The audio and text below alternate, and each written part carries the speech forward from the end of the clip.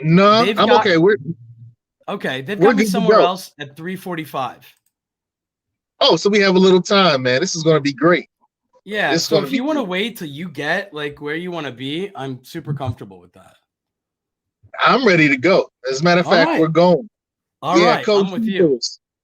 Code Keepers. We have the good brother Matthew FRAY uh, with us today. Matthew FRAY with us today. And I tell you, he has a book that I can't put down, and I've been trying to hide from my wife. But Code Keepers, particularly the men Code Keepers, this is definitely a book you should get your hands on, particularly if you're in a committed relationship, hopefully a marriage, because we realize that family is the foundation of society. And we want to have strong families to have a strong society. So some of the Code Keepers are saying, hey, what's this have to do with empowerment? Stay tuned. Some others saying, what's this have to do with Black empowerment? Stay tuned. Stay tuned. All right, Here it welcome comes. to Get On Code, the Fly Guy Show. The video didn't start. It's some things happen when you're driving. It was supposed to play. All right, welcome to Okay. Get On Code, the Fly Guy Show, which is a series of melanated conversations focused on empowerment, health, wealth, and knowledge of self. People think in binary choices because they are conditioned to. And on the wall was a picture of a wolf and a lion. I think the wolf was the Democratic Party, the lion was the Republicans. But the drug trade and all these illegal stuff that people do, that's still economics. It's just that they couldn't do it in a traditional system. We're talking about melanated wealth. So we can build wealth, but we just, for some reason, don't seem to be able to transfer it. You had a great experience. Fine. That means nothing. What were you told as a child about education? You had to be how many times better? Every impression without an expression becomes depression.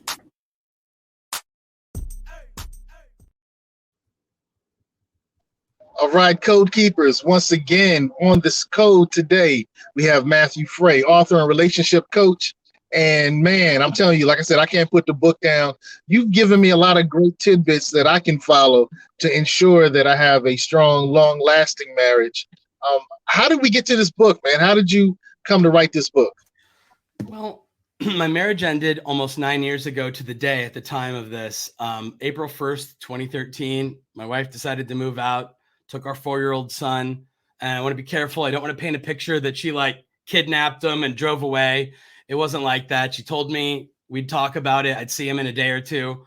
But she drove away with my son and she never lived here again. And so, 9 years later, like here we are. But back then, that was the worst thing that had ever happened to me. I mean, it was really awful to like see my family fall apart. And so I had to get to work on figuring out what happened. I couldn't explain it. If somebody would have said, hey, Matt, what happened? I would have said, my wife's hypersensitive. She accuses me of things that I don't feel like I'm doing, that I certainly don't intend to do. She says I don't care about her, but like she's the person I love more than anybody. She says I'm selfish, but I feel as if I've sacrificed more for her than anyone else. I don't have any crappy relationships in my life anywhere, but she like is, acting like I'm not like a good guy to be around. And I kind of blamed her. I kind of accused her of being like the problem in the relationship. And then I just went to work, like writing this stuff out and reading and talking and thinking about it. And I just feel over the next few years that I started to get the sense that I had a lot to contribute to the demise of my relationship.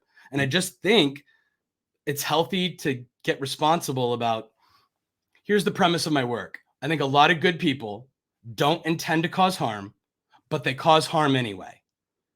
Like they cause harm in their blind spots by accident. We do this in our romantic relationships and we do it in all walks of life, frankly. You don't have to try to hurt people to accidentally hurt people. And some people may not care about that pain that we cause. But I think if we want to value having trust in our relationships and not having breakups and divorces and broken families, I think we need to get really serious about caring about how other people experience us, whether we're trying to hurt them or not.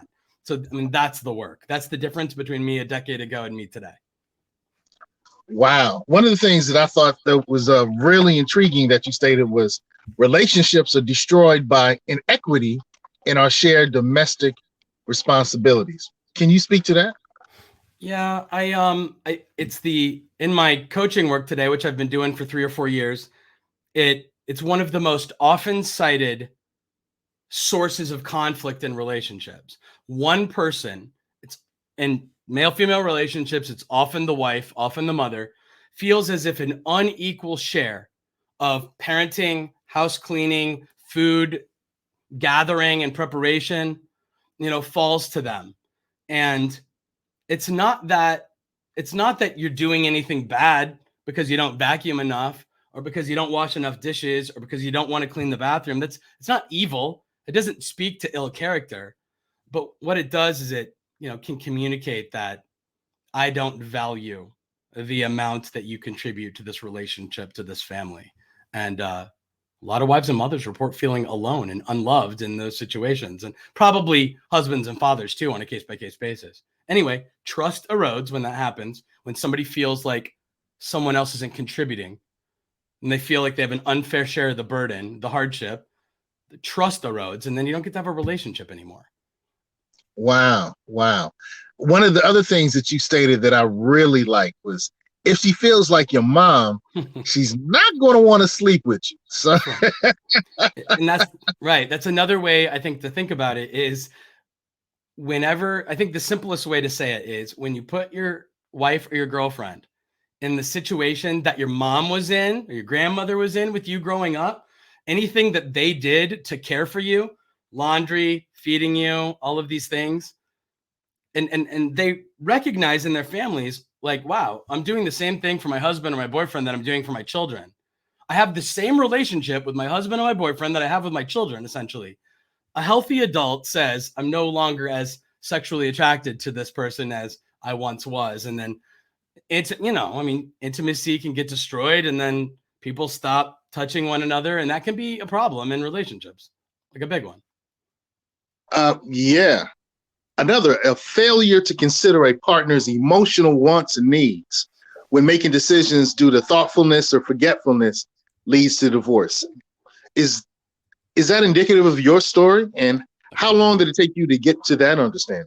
That specific idea, this idea of consideration, a very long time.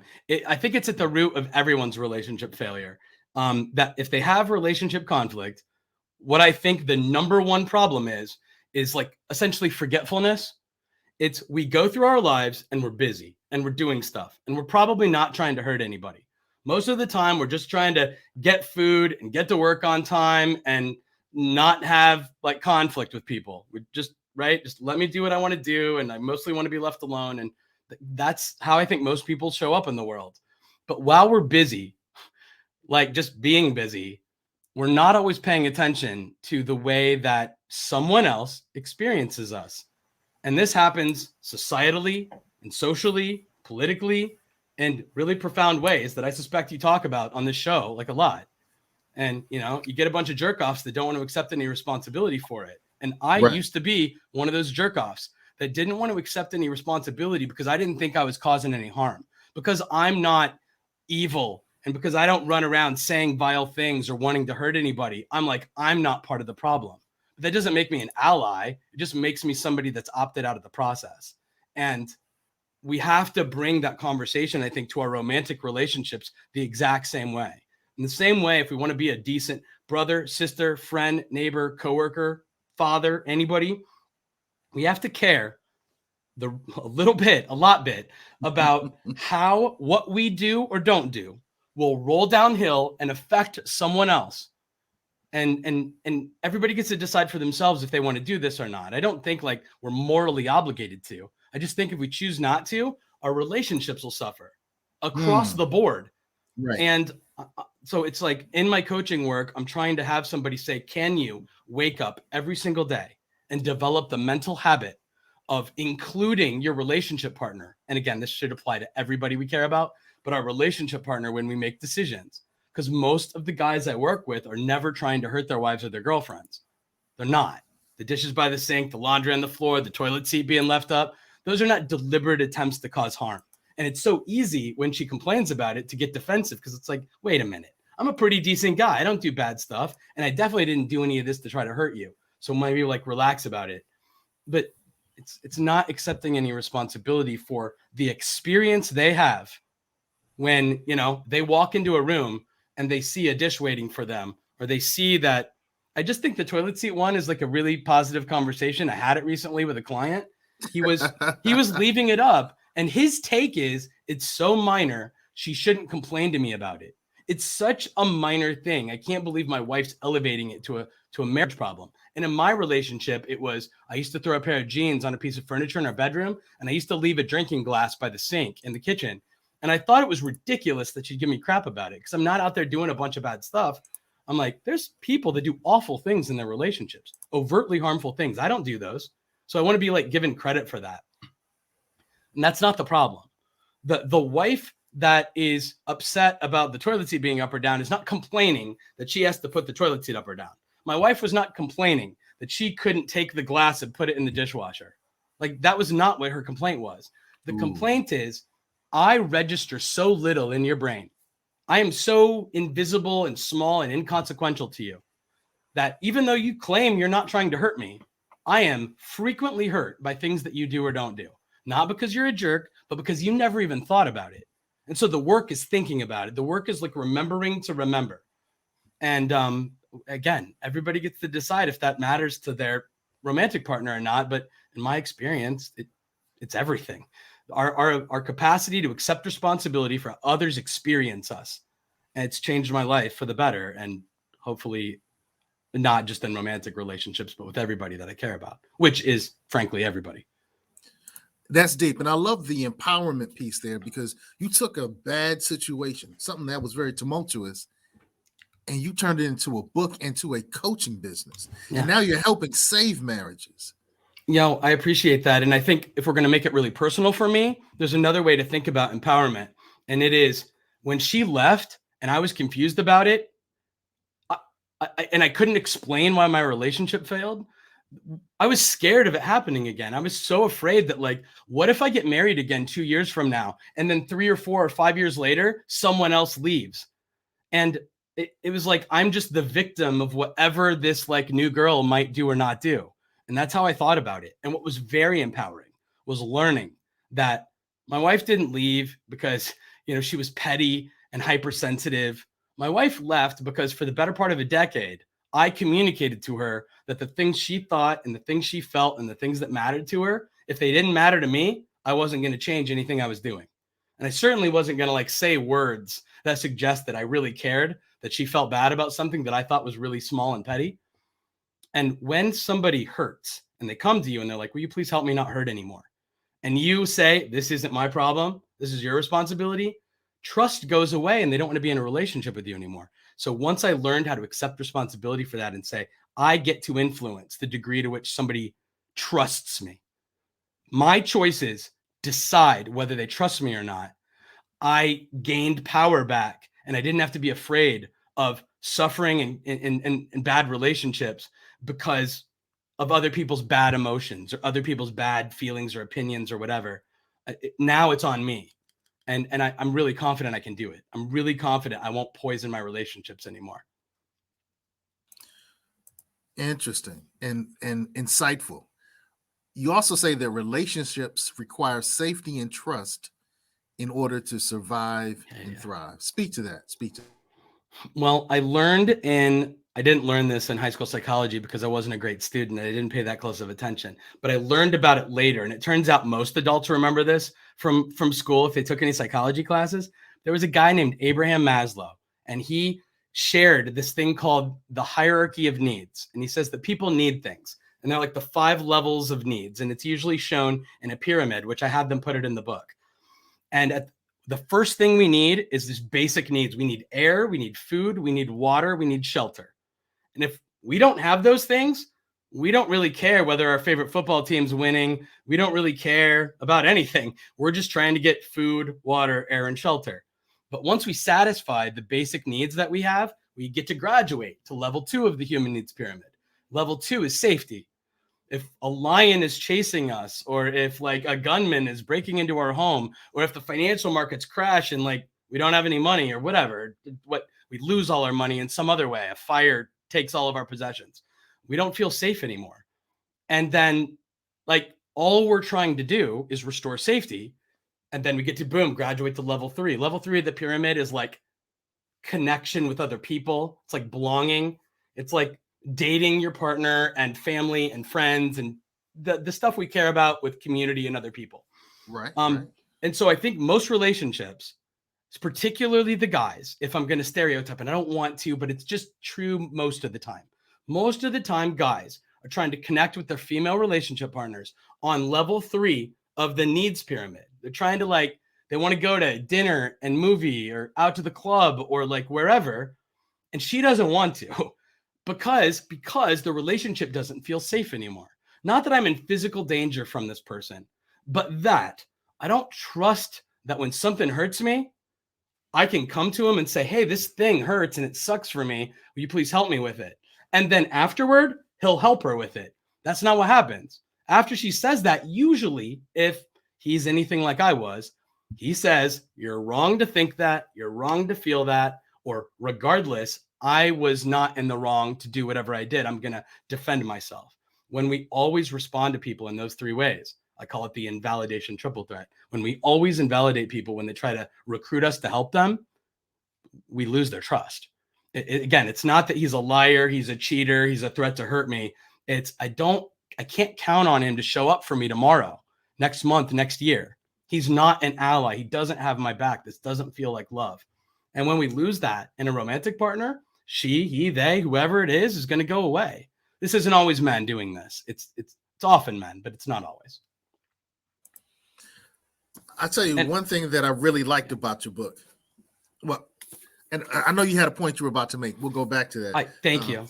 Because it sounded important. But I guess my favorite part, the part that my wife caught me reading, was how to brew magic sex potion. I don't know if that's legit. Did she say it was legitimate? Because she hasn't gotten to that part. Yeah, I mean, if she says it's crap, then I mean, just write it off as nonsense. The idea, what was funny to me, that originated kind of as a blog post, but I rewrote it and I changed a lot about it. But I was like looking up how people were finding my blog, and some guy was like, how to make a woman want sex. And very specifically, he had to use the words magic potion. Like magic potion to make a woman want sex. I think he was seriously turning to the internet to see if he could find like a love potion that would like make like some girl he liked like want to sleep with him, which I found hilarious. Like that idea that somebody might actually seriously think that. And I don't know, but it was like a funny blog topic regardless. So anyway, I just like turned it on its head and I said, we can make people want to sleep with us theoretically, if at least so long as we pass like the attractiveness test to them. And it's like, to me, here's the way to think about it. Here are the ingredients that make people want to be with you intimately. And I just think it's a lot of stuff that when we were growing up, you know, like when I was in the locker room on the football team or whatever, none of us would have thought about these ideas as things that, you know, the girls might have found attractive. And the thing is, they may not have. Magic sex potion and a marriage, those ingredients are not the same as when we were 19, 20, 21. They're different. The ingredients change. Yeah, right. Because ingredient 1 is active listening and understand the ideas they're sharing. That wasn't something I was thinking about. I literally didn't do it until I was about 35 years old, like once. Wow. So, I mean, I'm not sure. I probably did, but like, not when I disagreed with my wife, right? Not when I felt under attack by her. Right. I did not give her like space to say, Matt, this thing's wrong. Please listen to me explain why. I never did that. It was awful. Got you. How's the response been? Is this your first? Yeah, certainly. Yeah, first and only. If I'm really, really lucky, maybe I'll get to do it again someday. I don't know. So far, I think good. I don't have a frame of reference as a first-time author. I don't know how to know how good or like bad this is. But you know, the reviews on Amazon, they're not that many. It's like 15 or something, but they're like really good. And I've gotten a lot of like private messages and stuff where people have heard something like this And then they'll like reach out on Instagram or via email or something. And like, Matt, I really liked what you had to say. It really helped me like think about relationships in a different way. And that's really positive feedback. All right. Your website, it has a lot of content on that. You've been working in this area for a while. You know, you went through it 9 years ago. Yes, then sir. you became a relationship coach, and you've been making sure that other men primarily don't go through this. But you've written a lot of great content. Thank you. I appreciate that. And that dovetails into what I wanted to say to you just like a few minutes ago. Okay. I wanted to defend men. I want to make it, it's so important to me that it doesn't sound like I'm demonizing the guys. I really want to like defend them. I don't think the average man in the average relationship is aware of the pain she feels because of the things he's doing or saying or not doing or not saying. So like, I'm not saying that these guys are bad, that they should feel ashamed, that they should feel guilty, that they have bad character, or that they're weak and they need to become strong, or dumb and need to become smart. I don't think anything like that. I think just good, very good people in their blind spots accidentally harm their relationships because of things they've never really paid attention to before. And so in my work, it's about learning how to pay attention to a couple like tiny little things. And then I think when we do that and our wives and girlfriends or relationship partners, because again, sometimes women have the blind spots in the relationship. I don't know, it's really important. It's really important that people feel cared about by us. And the only way to do that is for the math result of what we say and do, for that to equal feelings of being loved and respected and cared for by me, if we're going to make it like individual. And that's, I've chosen as a 43-year-old guy to accept responsibility moving forward. It doesn't matter if I'm trying to be a good guy. If you think something I did was out of line, well, in your experience, I wasn't a good guy. And if I crave your respect, I better figure that out. Like I better heal that. And I better say, dude, I'm really sorry. Like, I'm really sorry that like that happened. And I'm going to be respectful and I'm going to do whatever I need to do or say whatever I need to say to make sure, you know, I'll never do that same thing again. Now that I know you didn't, that wasn't good for you, I'll never do that again. And that's the work in our relationships too. It's just everybody we care about. And I encourage people to try to care about everybody at least this much. I love that message. Talk about your coaching again, man. So what's the dominant problem that a lot of the men have when they come to your coaching? And then the second part is, what's the outlier? There's always an outlier, and there's a reason that a person have come to your coaching that was out of left field, you know. So tell us about those two polarities. Yeah. Okay. So the most common thing is sort of the condition I was just talking about. The absence of consideration to me is a habit, like a thoughtless, forgetful, mindless. You could almost say lazy, but that's a bad connotation. It just means I haven't done the work of choosing to always think about what am I saying and what am I doing and how will she or whoever be impacted by what I'm doing and saying. I just think that's the work. But the low-hanging fruit, the thing that I hyper-focus on in coaching, in addition to that, is we have to have successful conversations about it. It's so critical because my wife used to come to me and she'd say, Matt, this thing happened and it felt bad.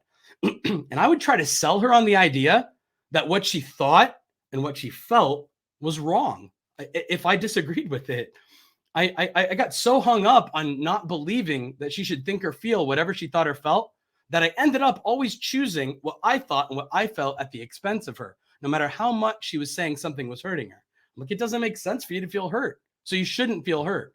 Instead of, she feels hurt, I need to understand so that I can protect her from feeling hurt in the future. And that was the subtle difference that I didn't know how to do in the relationship. So I'm always working with guys on, can you habitually learn how to validate somebody even when you disagree with them? Because this isn't about whether you're a bad person. It isn't about right, wrong. It just means the math result of things you do sometimes hurt another person. And you don't have to care if you don't want to. But if you want to have a good relationship with them, I'm asking you to choose to care about at least that person and to practice validating their negative experiences they're having. The outliers are for me, significant traumas in the past, addiction issues, people who have suffered intense physical abuse, sexual abuse, emotional abuse. I'm not a doctor, so I'm always trying to refer those people to like trauma experts and subject matter experts and something like traditional medicine, so to speak. I am not a doctor. I would never pretend to be one. I'm just a guy where if you're just a guy, you might be able to like relate to the same experience I had where I'm like, I was never doing anything wrong. She just was like complaining about things I was doing. And now I reverse engineer it. She wasn't complaining about the small things. She was complaining because I never appeared to thoughtfully consider her when I was doing whatever I was doing. And then even worse, when she tried to say, hey, Matt, can we like fix this? Will you work with me to fix this? I always said you shouldn't think or feel that in the first place. And then I didn't take any responsibility. And, 12 years of that, 9 years we were married, she finally walked. And I get it now. It's 9 years later. And I completely understand why she left. And I used to blame her and now I blame me. And I don't know. I'm trying to learn from those mistakes and trying to help other people learn from my mistakes. I think that's the really strong empowerment message here is you used to blame her. Yeah. Now you blame me. Very much. Yeah. And I think, and I've learned after talking with people who are really focused on empowerment, making change, improving things, that when you finally say, when things go right, it's my fault. When things go wrong, it's my fault. That it's always your fault. It's always your responsibility. Yes, sir. You always have something that you could have done differently to give a different outcome. That seems to be the overarching theme that I've gotten as I've been on this journey towards empowerment. And I want to say again, Code Keepers, this is how your marriage ends. Matthew FRAY, a hopeful approach to saving relationships. We're focused on saving marriages, and on the Get On Culture, we're focused on saving Black marriages. Yes, and sir. I do say that this is a tool that, unless you're dealing with some of those outliers, Code Keepers, if you're dealing with some of the outliers he talked about, you do need to find some additional assistance. But along the way, Code Keeper, whatever your relationship is dealing with, find this book or a book like it and make the personal changes that are going to make sure that your relationship blossoms and blooms and has long-lasting life, like we all want them to. Matthew, I know we just have a few more moments with you. Give us some takeaways, something just to think about, just the last word. I have I am so like hyper focused on those ideas that we were talking about because I really believe I think the problem is they live in these invisible places. It doesn't seem harmful to disagree with somebody. You should be allowed to. That's what I thought. And so, when you would come to me and just say, hey, something's wrong, and I didn't agree with it, I would say so. And I wasn't being dishonest. And I thought it was crap that she would like be angry with me because I didn't agree with her. I was like, I'm an adult. You're not my mother. I'm allowed to disagree and have like a different perspective than you. And I was so hung up on like being right that I missed what was actually the problem in the relationship, which was pain. It's not about right. There's just the metric of correctness will destroy trust in your relationship. And the way that I like to talk about that is to think about a child who's afraid of a monster hiding under his or her bed. And if I'm the father in that situation, I can go up to that room and I can say, hey, there isn't a monster under the bed. Toughen up. Stop crying. Everything's fine. And I can love that kid and I can not want to hurt that kid. And I can be correct that there's no monster under the bed. And I can leave. But what's the math result of like that interaction with that child? In the dark, crying, still afraid. It doesn't matter that I was right. It doesn't matter that I love them. They don't feel loved. They feel abandoned, to cry alone in the dark and still be afraid. And then they trust us less. And the next time something's wrong, they're going to have second thoughts about calling for dad about it. And the other way to show up for them is to go in that room and to hug that kid and say, I don't think there's a monster under the bed, but I know what it's like to be afraid. And I'm really sorry that you're afraid right now. And the most important thing that I want you to take away, son, from this moment is that when things feel bad, when life's hard, when you're having problems, you can call mom, you can call dad, and we're going to show up. And we might not be able to fix whatever's wrong. We might be able to like solve your problem for you, but you never have to feel like you're the only person like in it, that you're the only person battling this like hard thing. And I think we can apply that idea to our adult relationships for the people that we love. When they say something's wrong, like let's not get hung up on whether the monster's there or not, whether they should be afraid, whether they should be sad, whether they should be crying. Let's just communicate. I might not be able to ever fix like whatever's wrong, but I really want to understand. I know what it's like to feel bad, whatever it is that you're experiencing. And I want you to trust me that I've got your back in the future when like harm comes to you. And, you know, it occurs to me coming off the Oscars the other night that like, that might be something that was in Will's mind. That he was like, I'm going to have your back. There it is. That I'm going to have your back when something happens. I've been asked about that situation a lot today. I said the same thing both times was I wouldn't have told the joke Chris told, and I wouldn't have hit somebody who told the joke. And I like and respect both men very much. And I hate that I like that we got to have a human conversation about it, but I don't like that one or both men were being like dragged through the mud over it by a bunch of people that have probably done things just as awful in their lives. Code Keepers. This is how your marriage ends, a hopeful approach to saving relationships. The good brother Matthew FRAY, who's been with us today on Get On Code. The code is empowerment. We hope that you found some empowerment in this. So our lesson, our message to you, our prayer for you is get on code. Get on code. Share the code. Teach the code. Become the code. The code is empowerment, and we love you for that. Peace. Matthew, thank you, brother, and good luck with this book. Thank you. Code Keepers, make sure you pick up a copy. Peace.